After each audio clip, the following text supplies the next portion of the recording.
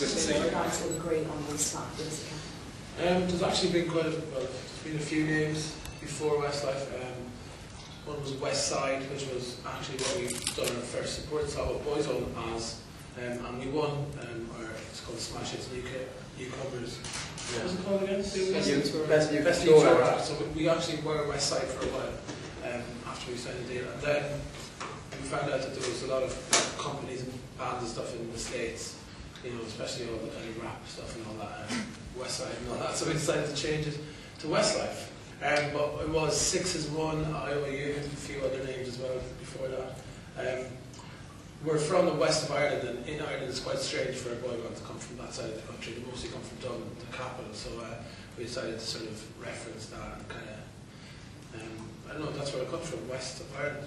As far away from Ireland as you can. Does that mean that you expect the sort of, you know, this area and streaming fans and paparazzi that you get over that side of the world, or have you got? We don't get it every day, you know, in the UK or Ireland. It's not as bad as people may think it is, but it is nice to come down to a place where almost nobody recognises you walking down the street. Like as a band, don't get me wrong, if we all walk together, then people see us. But individually, you know, I don't know whether it's people, they don't put 2 and 2 together. They look at you and they kind of go, "Nah, it couldn't be him in Christchurch or whatever." So then we had breakfast yesterday in a little cafe called the Swiss Cafe on. I can't remember the name of the street now.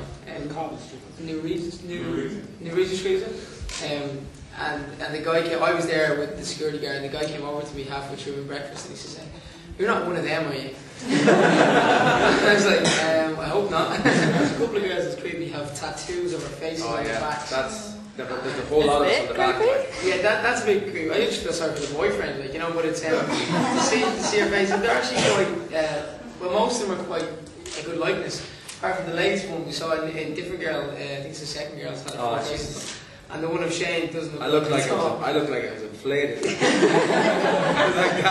still love touring? Do you still love taking the stage after? I think that's the best part about it all, to be honest with you. You know, I mean, we spend so much time in recording studio and promoting. Promotion for us is like a lot of what we do. You know, being on TV shows, doing magazines, all that type of stuff. And I think you really you don't really feel like you're a band when you're doing that, as much as it kind of feels like a job when you do that, because you're getting up every day and you're going into work, shall we call it, and you know, you're doing interviews and sitting down and, you know, doing TV shows and traveling around studios and stuff like that.